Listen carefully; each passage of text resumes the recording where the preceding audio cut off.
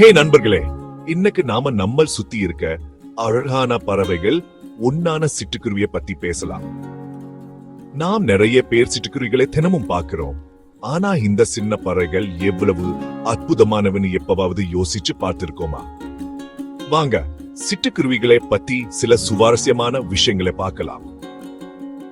முதல்ல சிட்டுக்குருவிகள் பாசரிடே அப்படிங்கிற குடும்பத்தை சேர்ந்தவங்க உங்களுக்கு தெரியுமா? அதனாலதான் அதோட அறிவியல் பெயர் பாசர் டொமஸ்டிகஸ். கவலைப்படாதீங்க, நான் உங்களை ரொம்ப அறிவியலா போர் அடிக்க மாட்டேன். ஆனா இந்த சின்ன விஷயம் ஞாபகம் வச்சுக்கிறதுக்கு நல்லா இருக்கும். சிட்டுக்குருவிகள் உலகத்துல எல்லா இடத்துலயும் இருக்கு. பிஸியான நகரங்கள்ல இருந்த அமைதியான கிராமங்கள் வரைக்கும் நீங்க அவங்க துள்ளி துள்ளி உணவு தேடிட்டு இருக்கிறத பார்க்கலாம். இந்தியால நாம் இத தமிழ்ல வீட்டுக்குருவின்னு சொல்வோம். இந்த பறவைகள் ஆயிரக்கணக்கான வருஷங்களா மனிதர்களோடு நெருக்கமா வாழ்ந்துட்டு இருக்கு. அவங்க நம்ம அக்கம் பக்கத்துல இருக்கிறவங்க மாதிரி எப்பவும் நம்மள் சுத்தி கீஸ் கீச்னு சத்தம் போட்டு நம்ம சுற்றுச்சூழலை உயிர்ப்புடன் வச்சுக்கிறாங்க. இப்ப ஒரு ரொம்ப சுவாரஸ்யமான விஷயம், சிட்டுக்குருவிகள் ரொம்பவும் சமூகமானவை. அவங்க கூட்டமா வாழ்வோம், ஒருத்தரோட ஒருத்தர் பேசுவோம், ரொம்ப விரும்புவாங்க. நீங்க ஒரு சிட்டுக்குருவியை பார்த்தா பக்கத்துல இன்னும் நிறைய இருக்குன்னு உறுதியா சொல்லலாம். அவங்க ஒருத்தருக்கு ஒருத்தர் உணவு கண்டுபிடிக்கவும் ஆபத்துகளை பத்தி எச்சரிக்கவும் சூட உதுவாங்க. இது ஒரு டீம் ஒர்க் இல்லையா?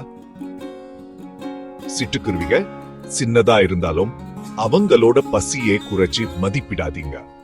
அவங்க கிட்டத்தட்ட எதையும் சாப்பிடுவாங்க. தானியங்கள், விதைகள், சின்ன பூச்சிகள், சில சமயம் நம்ம வீட்டுல இருக்கிற உணவு துடுகள் சூட. சிட்டுக்குருவிகள் நம்ம சுத்தி இருக்கிறது நமக்கு நல்லது. ஏன்னா அவங்க பூச்சிகளின் எண்ணிக்கையை கட்டுப்படுத்த உதவுவாங்க.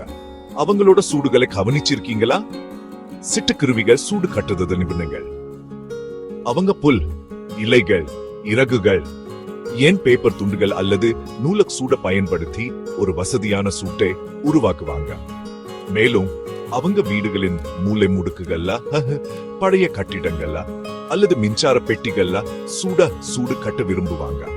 அவங்க சுத்தமா கஷ்டப்படுறது இல்லை. இன்னொரு சுவாரஸ்யமான விஷயம், ஆண் மற்றும் பெண் சிட்டுக்குருவிகள் ரெண்டு பேருமே அவங்களோட குஞ்சுகளை பார்த்துப்பாங்க. இதான் உண்மையான பெற்றோர் இலக்கு. குஞ்சுகள் பறக்க தயாராற வரைக்கும் பெற்றோர் ரெண்டு பேரும் சேர்ந்து உணவு கொடுத்து பாதுகாப்பாங்க. துரதிர்ஷ்டவசமா மாசுபாடு மற்றும் சூடு கட்ட இடமின்மை காரணமா பல இடங்கள்ல சிட்டுக்குருவிகள் மறைந்துட்டு இருக்கு. அதனா நீங்க உதவ விரும்புனா உங்க வீட்டுக்கு வெளியில கொஞ்சம் தானியங்கள் அல்லது தண்ணீர் வைக்கலாம். சின்ன சூடு பெட்டிகள் செய்யலாம். இன்னைக்கு இது போதும்.